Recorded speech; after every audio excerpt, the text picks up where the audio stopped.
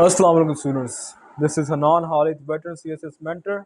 और आज हम बात करेंगे अमेरिकन इंपीरियलिज्म के बारे में। अमेरिकन इंपीरियलिज्म क्या है और किस तरह अमेरिका किस तरह इस वक्त top country of the world किस तरह बना। हम लोग ज़रूर कई दफ़ा सोचते हैं, बच्चे बैठ के, हम सीएसएस एस्पिरेंट्स भी और जो बच्चे सीएसएस के अलावा भी आम आवाम भी, अमेरिका इतना पावरफुल क्यों है, अमेरिका इतना पावरफुल कैसे बना। हम कहते हैं ये हो गया वो हो गया, इनके पास टेक्नोलॉजी है ये वगैरह, लेकिन ये सब चीज़ें कैसे आई। कभी हमने इस पे बात पे गौर किया, कभी हमने इस पे फोकस किया कि how did America become what it is right now. America किस तरह वो बना जो आजकल इस वक्त अमेरिका है, the global supreme hegemon power. But if we look at the current situation, China is on the rise, multipolar world बन रहा है। It's not only America right now, hegemony आपस में उनकी लड़ाई हो रही है। China is on the rise, बस उसको कंट्रोल करने की कोशिश कर रहा है। But let's talk about how did America become what it is right now. और ये सारा लेक्चर आपको हेल्प करेगा अमेरिकन हिस्ट्री में, पॉलिटिकल साइंस में, इंटरनेशनल रिलेशंस में, इंग्लिश ऐसे में, और इवन करंट अफेयर्स में। पाकिस्तान अफेयर्स में थोड़ा बहुत हेल्प इस तरह कर सके, पाकिस्तान अमेरिकन रिलेशन में आपको थोड़ी बहुत समझ आ जाएगी कि अमेरिका किस तरह है, क्यों है, और पाकिस्तान ने अमेरिका को क्यों अप्रोच किया। थोड़ा सा टच मिलेगा आपको उसका। तो let's start with American history. थोड़ी सी बात करते हैं अमेरिका की। अमेरिका स्टार्ट हुआ था जब उसको कहते हैं क्रिस्टोफर कोलंबस ने डिस्कवर किया। क्रिस्टोफर का उसके बाद अमेरिका वेस्पूची को भेजा गया, और वो क्वीन एलिजाबेथ थी, queen Victoria, my apologies, queen Victoria, उसने कमीशन किया था उनको। अमेरिको वेस्पूची वॉज इटालियन, और उसी के नाम पे अमेरिका बना, अमेरिको वेस्पूची, अमेरिका। तो वहाँ पे अमेरिका स्टार्ट हो गया। क्रिस्टोफर कोलंबस ने उसको डिस्कवर किया था 1492 and everything. America Vespucci went in 1497। So वो सब डेट्स वगैरह, बट वो सब they are not relevant to this lecture, but I am still giving you the dates and everything. तो अमेरिका वेस्पूची ने डिस्कवर किया, फिर वहाँ पे आहिस्ता आहिस्ता वहाँ पे लोगों ने जाना शुरू किया। It is the land of the immigrants, it is the land of the people that are not from America. वहाँ पे अगर अमेरिका किसी का है इस वक्त जो कह सकता है कि अमेरिका हमारा है, वो नेटिव अमेरिकन, वहाँ के रहने वाले नेटिव्स जो वहाँ के रहते थे, जिन्हें रेड इंडियंस कहते थे। रेड इंडियंस इनको कहा गया था, व्हाट्स इट कॉल्ड, कोलंबस की तरफ से, because he thought he landed in West Indies. उसने वेस्ट इंडीज़ समझ के इसको रेड इंडियंस कह दिया था इनको। तो वो एक अमेरिकन हिस्ट्री का अलग टॉपिक है, उसके बारे में कभी और बात करेंगे। अमेरिका में कॉलोनीज बनना शुरू हुई, 13 फर्स्ट कॉलोनीज बनी, न्यूयॉर्क वगैरह वगैरह started, but started from Virginia, Massachusetts and some other colonies. But अगर हम देखा जाए तो फर्स्ट कॉलोनी का नाम वर्जीनिया रखा गया था in the name of Virgin Mary, Virgin Queen, my apology, Virgin Queen थी जो उनकी, उसके नाम पे रखा गया था वर्जीनिया। और जेम्स टाउन, किंग जेम्स के नाम पे वहाँ पे फर्स्ट जेम्स टाउन का नाम रखा गया था। तो हैंस अमेरिका स्टार्ट हो गया, अमेरिका स्टार्ट होगा, 13 कॉलोनीज बनी। फिर उसके बाद हम अगर देखा जाए तो फिर अमेरिका में आहिस्ता आहिस्ता 17th सेंचुरी के अंदर थोड़ा सा, America was a colony of the British, America itself was a colony of the British was the mother country, America was a colony। तो वहाँ पे फिर ये चीज़ें स्टार्ट हुई, रेवोल्यूशन स्टार्ट हुआ, किस तरह स्टार्ट हुआ अब उसके बारे में हम बात करते हैं थोड़ी सी। सो लेट्स स्टार्ट, अमेरिका किस तरह ये सब कुछ स्टार्ट हुआ। अमेरिका में ये सब कुछ स्टार्ट हुआ with agitation from the local people ने एजिटेशन स्टार्ट की। लोकल पीपल्स ने जो थे वो ब्रिटिशर्स थे, आयरिश पीपल थे, फ्रेंच पीपल थे, जर्मन पीपल थे। It was all the people, it was amalgamation of all the people that came from different European countries, some even Asian countries, Japan, some countries, कुछ लोग आए थे वहाँ से। But at the very start it was only mostly white people, Britishers, French, German, and what's it called, another country, European, mostly European people, white European people। so इन्होंने agitation शुरू कर दी British government के खिलाफ। Y? एक तो ये था, British government ने उनको बिल्कुल रिप्रेजेंटेशन नहीं दी थी, उनको बिल्कुल रिप्रेजेंटेशन इन द कानून बनाने। ब्रिटिश कंट्री ने कहा था कि कानून हम बनाएंगे, आपने सिर्फ फॉलो करना है। वहाँ नारा बुलंद हुआ, नो टैक्सेशन विदाउट रिप्रेजेंटेशन, कि हमें टैक्सेशन हम पे ना लगाओ, हम पे रिप्रेजेंट हमें कोई करने नहीं दे रहे आप। तो no taxation without representation become the very famous what's it called slogan of that time. फिर उसके बाद एनलाइटनमेंट एरा शुरू हुआ, फिर कोपरनिकस एंड गलीलियो, फिर उसके बाद एरा ऑफ एनलाइटनमेंट आया, फिर लोगों के अंदर वहाँ पे पढ़ना लिखना रेवोल्यूशन आया, वहाँ पे पढ़ाई लिखाई शुरू हुई, वहाँ पे लोगों को अंदाज़ा हुआ है। हम ये सारी चीज़ें बेसिक बता रहा हूँ only, because my topic is not American history right now. अगर ये होता तो उसके बारे में पूरी डिटेल बता कि what is the era of revolution, what is the era of enlightenment, these are all the things that इसका अलग अलग लेक्चर होगा इंशाल्लाह अमेरिकन हिस्ट्री के ऊपर, but I am giving you the basics. फिर उसमें कोपरनिकस आया, उसने कहा कि अर्थ कहते हैं, गलीलियो है, उसने बताया कि अर्थ रिवॉल्व नहीं करती, sun does not revolve around the earth revolves around the sun. तो थिंग्स बिकेम थोड़ी बहुत ट्रांसपेरेंट होना शुरू हुई। फिर उसके बाद मोनार्की से नफरत वगैरह स्टार्ट होगी, उन्होंने कहा हम मोनार्की को एक्सेप्ट नहीं करते। रेवोल्यूशन स्टार्ट हुआ, एजुटेशन स्टार्ट हुआ। फिर उसके कहा इक्वालिटी का नारा लगा कि ऑल मैन आर इक्वल। ये अमेरिकन हिस्ट्री में नारा बहुत ज़्यादा पॉपुलर हुआ। फिर उन्होंने अमेरिकन कॉन्स्टिट्यूशन बनाया अलहदा, और उन्होंने अमेरिकन रेवोल्यूशन हुआ, फाइट हुआ ब्रिटिशर्स के साथ, ब्रिटिश को हराया गया। फिर अमेरिकन रेवोल्यूशन हुआ। America was the first democracy in the whole world, America was the first republic in the whole world. उन्होंने फर्स्ट रिपब्लिक बनाया 18th सेंचुरी में, स्टार्ट 18th सेंचुरी के पहले थोड़ा सा, आई थिंक 1794 में, एग्जैक्ट डेट में जहन में नहीं आ रही, but if you all tell you the exact dates in the what should call American history lecture. But if you start वहाँ पे, फिर अमेरिकन रेवोल्यूशन स्टार्ट हो गया। और अमेरिकन रेवोल्यूशन के बाद उन्होंने अपना फेडरेशन बनाई, अपना आइन बनाया, and became the first democracy in the whole world. So उसके बाद अगर देखा जाए, थोड़ा सा हिस्टोरिकल एस्पेक्ट देखा जाए, फिर उसके बाद अमेरिका चलता रहा, अमेरिका काफ़ी तरक्की करता रहा, वहाँ पे रेलवेज वगैरह स्टार्ट हुई आहिस्ता आहिस्ता। Many presidents came, Thomas Jefferson was the second.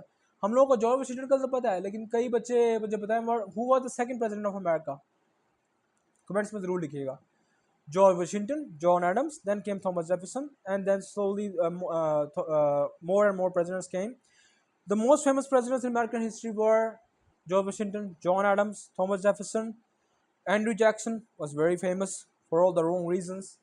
And there were some other presidents, Theodore Roosevelt हो गया, Abraham Lincoln हो गया, Monroe was very famous, फिर what's it called, Truman was very famous, Roosevelt, FDR, Franklin Delano Roosevelt, he was a far distant cousin of Roosevelt himself. So these are some of the famous presidents. फिर what's it called, Wilson, वो जो जिसमें कहते हैं 17 points दिए थे, वो during the world war, he was also one of the famous presidents. This is a little bit of American history, थोड़ा बहुत मैं ज़रा गाइड कर रहा हूँ। अब हम बैक टू द टॉपिक आते हैं। अमेरिका आज़ादी हासिल कर ली, अमेरिका में सिविल वॉर हुई। Civil war America southern states के खिलाफ लड़ा, कन्फेडरेशन के खिलाफ लड़ा, जीत गया। अमेरिका जीतने के बाद अमेरिका ने कहते हैं अपनी स्टेट्स को अमेलगामेट कर लिया। अमेरिका ने फिर एक उनकी इंपीरियलिज्म वहाँ पे स्टार्ट हो गई। इंपीरियलिज्म वहाँ से स्टार्ट हुई थी। उन्होंने पहले कब्जा करना शुरू किया था मैक्सिको पे। They started taking over Mexico, lands of Mexico. Texas was not a part of America. उन्होंने मैक्सिको से जीत के लड़ के, और that was an amazing thing that they said कि हमने मैक्सिको पे कब्जा नहीं किया, मैक्सिको ने हम पे वॉर डिक्लेयर की थी। हुआ ये था कि उन्होंने वहाँ पे बंदे भेजे थे, मैक्सिको ने इजाज़त दी थी टेक्सास में मिशनरीज़ को आने की। उन्होंने मिशनरीज को आर्मी मैन भी भेज दिए थे वहाँ पे। उन्होंने उनके लोकल लॉज की वायलेशन की, तो वहाँ पे उन्होंने अपने अलग ग्रुप बना लिया, मिलिशिया बना लिया। अमेरिका ने बॉर्डर पे कहते हैं वो बंदे लगा लिए। I am talking about California, yes California, बंदे लगा दिए वहाँ पे। जो बंदे लगा दिए तो वहाँ पे फायरिंग स्टार्ट हुई। उन्होंने कहा कि अमेरिकन सॉइल पे अमेरिकन ट्रूप्स को मार दिया गया। Then started the full on war, वहाँ पे कब्जा कर लिया गया। टेक्सास को बाय कर लिया था इन्होंने, उससे what's it called the Napoleon.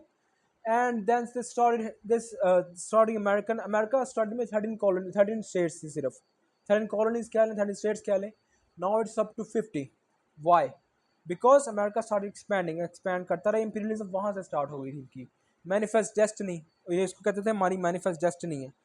फिर अमेरिका किस तरह became popular, America become popular, powerful, became railways, oil, और जॉइंट बिजनेसमैन लाइक रोथस्चाइल्ड वगैरह, वो तो ब्रिटिशर्स के टाइप में वहाँ पे कहते हैं। अमेरिका में बिजनेस टाइकून्स आए, उन्होंने मोनोपोलीज बनाई। फिर इस तरह America slowly became the one of the most powerful industries in the whole world, and specially in North America, North and South America. फिर हम बात करते हैं कि किस तरह इन्होंने अलास्का को बाय किया। अलास्का को बाय करके it was also very good move, they buyed Alaska from Russia, it was also very good move, Alaska भी उनके पास आ गया। फिर उनकी मैनिफेस्ट डेस्टिनी। और उसके बाद हम बात करते हैं किस तरह अमेरिका ने अपनी हेजेमनी स्टार्ट करना शुरू कर दी मोनरो डॉक्ट्राइन से। What is Monroe doctrine, we gonna talk about American history, पूरा लेक्चर होगा इसके बारे में। But Monroe doctrine is simply we control America, southern and northern America both, यहाँ पे कोई और नहीं है। We are the only ones who will. उन्होंने ये तो कहा था कि हम ये जो कंट्रीज़ हैं क्यूबा वगैरह, ये पोर्टुगल वगैरह, ये जो अर्जेंटीना जो डेप्ट में जा रही हैं कंट्रीज़, इनके डेप्ट हम पे करेंगे। America will pay it, we will the only one who will control the all the ocean, southern northern America ये हमारे कंट्रोल में है। वहाँ से इनकी मनरो डॉक्ट्राइन से स्टार्ट हुई, फिर रूजवेल्ट आया, उसने बिग स्टिक डिप्लोमेसी स्टार्ट की और उसने कहा बिग स्टिक डिप्लोमेसी के ज़रिए हम ट्राइंग की बहुत बड़े हिस्ट्रीज के पार्ट हैं, these are like years apart, 10 20 30 100 years apart, ये हिस्ट्री में बड़े अमेलगमेट करके बड़े शॉर्ट तरीके थोड़ी सी गाइडेंस दे रहा हूँ अमेरिकन हिस्ट्री की। फिर अमेरिकन हेजेमनी की तरफ आते हैं हम, लेकिन हेजेमनी स्टार्टिंग की वहीं से हो गई थी। रूजवेल्ट आया, उसने बिग स्टिक डिप्लोमेसी डाली कि हम कैरी, उसको कहता था कि speak softly but carry a big stick, कि बोलो आराम से लेकिन कैरी अ बिग स्टिक। कोई बंदा आपसे बात करे आराम से बात करो, लेकिन अगर कोई फजूल बात करे कैरी अ बिग स्टिक, उसको लगाओ। तो वहाँ से बात स्टार्ट हो गई। उसके बाद ट्रूमन डॉक्ट्राइन, फिर उसके बाद हम आहिस्ता आहिस्ता आते हैं वर्ल्ड वार 2 की तरफ। वर्ल्ड वार 1 हो गई, वुडरो विल्सन के सारे उसके वो उसने स्टार्ट कर दिया, बट एवर हिट इज़ वो पूरी कहलाता हिस्ट्री है, वो उसमें नहीं जाऊँगा, that's a very long history. Woodrow Wilson की सारी बात, लिबरलिज्म वगैरह वो सब अलग चीज़ें हैं। वर्ल्ड वार 2 से अमेरिकन हेजीमनी स्टार्ट हुई थी। Allied powers won against the Axis powers. America allied powers of France, Britain, and what's it called, America, and USSR भी साथ शामिल हो गया था। इन्होंने सामना किया था एक्सिस पावर्स का। Who were the Axis powers? Axis powers were Japan, Germany, and Italy. इनके खिलाफ इनकी वर्ल्ड वार 2 हुई। दे वर ऑल्सो इम्पीरियलिस्ट। जर्मनी की अपनी हिस्ट्री है, वो भी इम्पीरियलिस्ट स्टेट थी, वो पूरी की पूरी दुनिया पे कब्जा करना चाहती थी। इटली के साथ मिलके fascism started and they wanted to control the whole world. उनकी Japan was also authoritarian state. Japan was, जो जापान अभी पीसफुल और बड़ा अच्छा स्टेट आपको नजर आता है ना, very peaceful, very nice state, it was a very ruthless state. इन्होंने जब चाइना पे हमला किया था, कभी आप देखिएगा किस तरह ने चाइना के अंदर किस तरह जो मुजालिम किए थे जापान ने, कभी आप सोच भी नहीं सकते।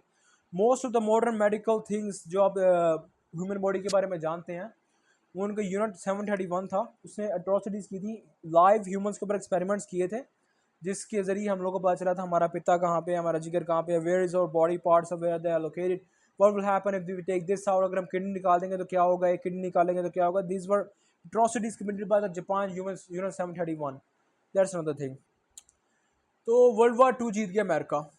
उसके बाद न्यूक्लियर बॉम्ब गिराने के बाद America became the sole supreme power. उसके बाद रेस स्टार्ट हो गई बिटवीन यूएसएसआर और अमेरिका। वहाँ पे कम्युनिज्म वर्सेस कैपिटलिज्म स्टार्ट हो गया। कम्युनिज्म इटसेल्फ एक अलग लेक्चर, कैपिटलिज्म इटसेल्फ एक अलग लेक्चर। तो बेसिक बात स्टार्ट हुई, कम्युनिज्म वर्सेस कैपिटलिज्म स्टार्ट हो गया। वर्ल्ड वार 2 के बाद अमेरिका और यूएसएसआर में रेस स्टार्ट होगी, कौन वर्ल्ड डोमिनेशन करेगा। यूएसएसआर ने मिलिट्री माइट पे फोकस किया, अमेरिका ने मिलिट्री माइट पे फोकस किया, लेकिन साथ इकोनॉमी पे भी फोकस किया। उन्होंने पेटेंट्स बनाए, लोगों को इजाज़त दी कि आप जिसका पेटेंट होएगा वो बिजनेस कर सकेगा, फ्री कंपटीशन है। सोवियत यूनियन में कम्युनिज्म था। कम्युनिज्म के अंदर मसला ये था कि उन्होंने कम्युनिज्म को अपनी तरह से डिफाइन करो, अलग लेक्चर है किस तरह वो जो उनके जो what's it called the regime, the communist regime आई थी, और लेनिन ने किस तरह वो सारा कुछ जार रजीम को उठा के कम्युनिज्म अपनी तरह का, मार्क्सिस्ट कम्युनिज्म नहीं था, उसको कम्युनिज्म उसने रीडिफाइन करके लगाया था। वो एक अलग सोशलिस्ट कम्युनिज्म, अलग बात चली जाएगी, वो अलग पूरा लेक्चर होगा इंशाल्लाह। But if you talk about the basic things, communism और कैपिटलिज्म स्टार्ट हो गया, वर्ल्ड वार 2 स्टार्ट हो गई। अमेरिका ने स्टार्ट की cold war. What was the Cold War? Cold War was simply a Truman Doctrine से start हुई। Henry S. Truman was the president of America। वहाँ पे एक मार्शल, सब I forgot his name, वो बंदा था जो अमेरिकन सेक्रेटरी ऑफ स्टेट था, उसने ट्रूमन डॉक्ट्राइन स्टार्ट की थी। उसके सारे गोल्स एंड अचीव उसने सारा कुछ स्टार्ट किया था कि हमने रशिया को इनसर्कल, यूएसएसआर को इनसर्कल करना है और उसको मिलिट्री माइट और अपनी इकॉनमी से हमने उसको तबाह करना है। तबाह, not direct war, kinetic war नहीं करनी, इनडायरेक्ट वॉर। कैसे किया जी? उन्होंने ग्रीस, यूरोप सारे का सारा तबाह हो चुका था। अब यूरोप के पास दो रास्ते थे, या तो वो कम्युनिज्म की तरफ चलाया था, कम्युनिज्म की तरफ उन्होंने नहीं जाना था, या तो कैपिटलिज्म। फिर उनके पास रास्ता क्या था? कैपिटलिज्म। फिर यहाँ पे बनाए वो वाले सारे इदारे जिनको आप जानते हैं आजकल, वर्ल्ड बैंक, गैट, आईएमएफ पहले गैट था। फिर ये सारे इदारे बनने के बाद हमारे ब्रेटन वुड एग्रीमेंट हुआ। ब्रेटन वुड एग्रीमेंट के अंदर इन्होंने डॉलर को रिजर्व करेंसी बना के पूरी दुनिया के अंदर, खासतौर पर European countries, Britain, France, Germany, Europe, dollar को रिजर्व करेंसी बना दिया कि आपने रिजर्व करेंसी रखनी है तो डॉलर के अंदर रखनी है। ब्रेटन वुड एग्रीमेंट हो गया। Major countries of the world that were not colonies at that time became the countries in control of America because dollar became supreme। Dollar supremacy start हो गई थी 1940s के बाद ही, ब्रेटन वुड एग्रीमेंट के बाद ही। फिर उसके बाद आहिस्ता आहिस्ता वो पूरी दुनिया में फैल गई और डॉलर बिकेम ए नॉर्मल कि डॉलर को रिजर्व करेंसी का डॉलर होना चाहिए। अगर आप रिजर्व करेंसी पाकिस्तान को देखो, डॉलर में ही है। So I am trying to amalgamate a lot of things, combine a lot of things together to tell you about in a demo lecture, जिसके अंदर मेरे को आधा घंटा होता है मुश्किल से। तो इंशाल्लाह जब आप क्लास रखेंगे तो आपको बहुत सारी चीज़ें डिटेल में बताऊँगा। तो ये सब चीज़ें WTO, गैट, वर्ल्ड बैंक, ये सब कुछ बनाया। क्यों बनाया? उन्होंने सबसे पहला लोन IMF से बरतानिया ने लिया था। क्यों लिया था? ग्रीस ने लिया था, क्योंकि उनके सारा डिस्ट्रक्शन हो चुकी थी, तबाह हो चुका था। और वहाँ पे उन्होंने अलाइन कर दिया था इन सारी कंट्रीज़ ने, फ्रांस, जर्मनी, इवन जापान की तो आर्मी तबाह करके उन्होंने जापान को अपने कंट्रोल में ले लिया। Japan became also ally of America. ये सारे कंट्रोल में आ गए अमेरिका के, और ये सारी इन्होंने अमेरिका के साथ अलाइन बना लिया। फिर नेटो स्टार्ट हुआ। नेटो स्टार्ट करके इन्होंने सर्कल करना शुरू कर दिया आहिस्ता। ये समझे रशिया का बॉर्डर है, USSR का, Russian collapse, USSR collapse, Soviet union collapse से पहले ये इसका बॉर्डर है सोवियत यूनियन का।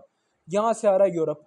यूरोप को आहिस्ता आहिस्ता आहिस्ता अमेरिका कंट्रोल करी जा रहा है, कंट्रोल करी जा रहा है। पहले उसने कंट्रोल किया ब्रिटेन को, फिर कंट्रोल किया ग्रीस को, फिर कंट्रोल किया सारी कंट्रीज़ को, ये यूरोप वर्ष का फ्रांस, जर्मनी, आहिस्ता आहिस्ता और country, smaller countries, Switzerland and all that. फिर आहिस्ता आहिस्ता पोलैंड के पास भी आ गया। अमेरिका नेटो फैलाई जा रहा है और USSR इधर तंग हुई जा रहा था। तो USSR का कोलैप्स फिर वहाँ पे स्टार्ट हो गया जब उसने अफ़गानिस्तान पे हमला कर दिया। और जब वो हम अफ़गानिस्तान से निकला, जब अफ़गानिस्तान से निकला, USSR हो गया कोलैप्स। कई कंट्री सेंट्रल एशियन स्टेट्स बन गए, Kazakhstan, Azerbaijan and all that, फिर लाटविया, लिथुआनिया, यूक्रेन, ये सारी कंट्रीज अलहदा हो गई। ये रह गया Russia. This is Russia, this are all the countries. फिर अमेरिका ने उन पर भी कंट्रोल करना शुरू कर दिया। कुछ कंट्रोल पोलैंड पे पास, बिल्कुल अमेरिका बॉर्डर के बिल्कुल पास आ गया। और जिस तरह अमेरिका ने नेटो फैलाया और पूरे के पूरे कब्जा कर लिया यूरोप के ऊपर, और इस वक्त वो रशिया के बिल्कुल सर के ऊपर बैठा हुआ है। यूक्रेन वॉर, रशिया यूक्रेन का वार की सबसे बड़ी वजह नेटो। अगर नेटो और कोल्ड वार ना होता तो कभी भी यूक्रेन पे रशिया हमला ना करता।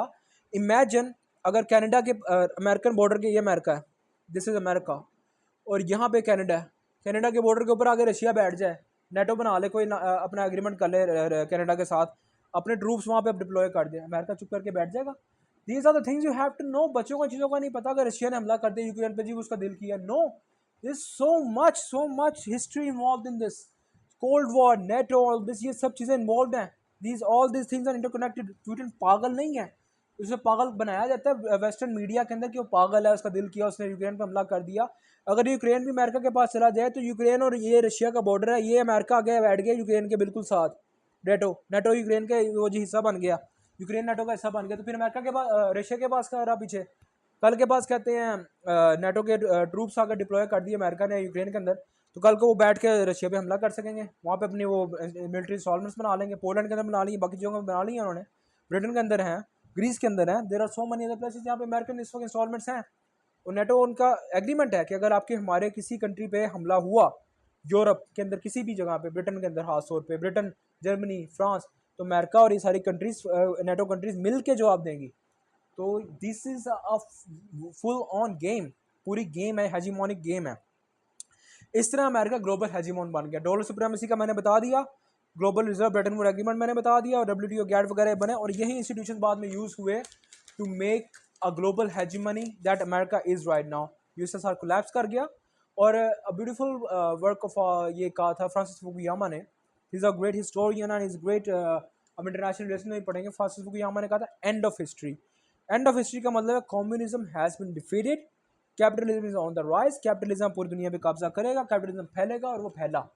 बट अगर अब हम इस 2025 की बात करें, कैपिटलिज्म भी नीचे जा रहा है, कैपिटलिज्म भी, न्यू वर्ल्ड ऑर्डर भी कंबल कर रहा है। क्यों? China is on the rise now. China is becoming not a military power, economic power. China one belt one road BRI के जरिए अपने आप को ऊपर लेके जाना चाह रहा है, अमेरिकन हेजीमनी को कवर करना चाह रहा है। और इकोनॉमिकली देखा जाए China is on the rise. Economically China बहुत आगे चला गया अमेरिका से। Militarily no. लेकिन वो एक अलग लेक्चर है कि चाइना ने किस तरह अपने आप को belt and road initiative, Pakistan, CPEC, that's another lecture. But now America is on the downfall, और it is a Thucydides trap. ये ट्रैप लिखिएगा दूर, इसको सर्च भी कीजिएगा। ये Thucydides was Thucydides, THUCCIDYDESS, if I'm getting the spelling wrong, Google कर लीजिए, नो इश्यूज एट ऑल। तो थूसी डायरीज ट्रैप क्या कहता है कि जब एक हेजीमन ऊपर बैठा हुआ है और एक हेजीमन नीचे से उठ रहा है, they are bound to collapse, they are bound to collide, they are bound to collide, लड़ाई होएगी। और वही ट्रैप में दोनों शामिल हैं। अमेरिका इसको कंट्रोल करना चाह रहा है चाइना को, चाइना इसको ऊपर आना चाह रहा है। अमेरिका किस तरह कंट्रोल करना चाह रहा है चाइना को? Bye using India contain China policy, now this is cold war 2.0, this is happening right now. मैंने स्टार्ट अमेरिकन इम्पीरियलिज्म से किया था, अमेरिकन इम्पीरियलिज्म मैंने बता दिया आपको, लेकिन अब मैं बता रहा हूँ अमेरिकन इम्पीरियलिज्म नीचे जा रहा है और ट्रंप को भी इसका आइडिया हो गया है। And Trump is trying to do trade war with China and now he is trying to subjugate China, China को सब्जुगेट करना चाह रहा by using India. Not only India, Israel, Abraham accords को अगर आप देखें, ये सारी जो अरब कंट्रीज़ वगैरह इकट्ठी की हैं, क्यों की हैं इसराइल के साथ? क्योंकि वो इसराइल को अलाए नॉर्थ मिडल ईस्ट को कंट्रोल करना चाह रहे हैं एक अपने साथ। वो एक अलग बहस है, ज़ायनिज़्म वगैरह, वो एक ईरान इसराइल कॉन्फ्लिक्ट में थोड़ा सा उसका मैंने टच दिया हुआ है, बट इंशाल्लाह पूरे लेक्चर्स के अंदर हम उसका पूरा टच देंगे व्हाट इज़ ज़ायनिज़्म और अब्राहम अकॉर्ड्स क्यों किए गए। और अब्राहम अकॉर्ड्स की वजह ये भी है कि उन्होंने कंट्रोल कर लिया है मिडल ईस्ट को। कौन पीछे रह गया था? ईरान। ईरान पे किसने हमला किया इस वक्त? इसराइल ने। इसराइल किसका पार्टनर है? अमेरिका का। All these things are aligned, सब चीज़ें अलाइंड है। इंडिया ने पाकिस्तान में हमला किया, एम तो नहीं हमला किया, वो चाहता है कि मैं रीजनल हेजिमन बनूँ, और रीजनल हेजिमन के पीछे उसके पावर, उसका माई बाप कौन है इस वक्त? अमेरिका। तो this is a global game happening right now, block politics is on the rise. सऊदी अरब ने ज्वाइन कर लिया है अमेरिका को, अमेरिकन ब्लॉक में चला गया, यूएई अमेरिकन ब्लॉक में चला गया अब्राहम अकॉर्ड्स के तहत, और चाइना के ब्लॉक में जा रहे थे पाकिस्तान, टर्की, रशिया, SCO जो चाइना बना रहा है। That's the full game. So this is a multipolar world now. American imperialism is on the decline, it is fighting Chinese rise right now. China का राइज और अमेरिकन राइज कोलैड हो रहा है।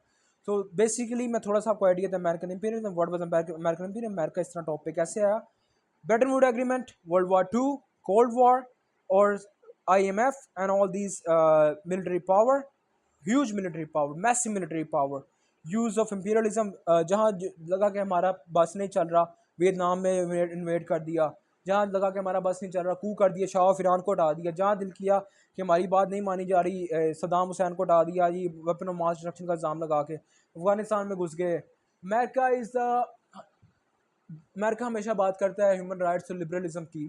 America is the most realist state in the whole world. America से बड़ा realist कोई इस पूरी दुनिया में नहीं है। अमेरिका लिबरलिज्म की बात करता है। हेनरी किसिंजर ने कहा था realist hiding under the veils of liberalism, कि ये सारे रियलिस्ट हैं लेकिन लिबरलिज्म का चादर ओढ़ के बैठे हुए हैं। हम सारे तो लिबरल हैं, हम तो फ्री ट्रेड की बात करते हैं, सारे रियलिस्ट हैं। American, Britons and all the सारे अपने मफाद देखें, states are selfish and look for their own benefits, bloc politics is on the rise. इस तरह मैं थोड़ा सा आपको गाइड किया कि अमेरिका किस तरह टॉप पे आया और किस तरह अब अमेरिका नीचे जा रहा है और किस तरह चाइना ऊपर जा रहा है, और ये फाइट हो के रहेगी। And this is why the current global situation that conflicts, Russia Ukraine war, Israel Iran war, these are all related, India Pakistan war, these are all related to the global perspective. So hopefully आज का lecture अच्छा रहा होगा और आपको काफ़ी कुछ मिला होगा इस 25 मिनट्स में, जितना भी देर का लेक्चर है। मैंने काफ़ी चीज़ें एक्सप्लेन की हैं, बड़ी इन सारी चीज़ों को एक्सप्लेन करने के लिए टाइम चाहिए, लेक्चर चाहिए, और इंशाल्लाह ये एक लेक्चर में हो भी नहीं सकते। So all these things are going to happen when we get together in class on Zoom, और जब हम क्लास करेंगे इंशाल्लाह ये सब लेक्चर, एक ही चीज़ मेरी जिम्मेदारी है, मैं करूँगा। आज के लेक्चर कैसा रहा, रिव्यू ज़रूर दीजिएगा hopefully, and I'll be waiting for your reviews. Inshallah, take care. Allah Hafiz.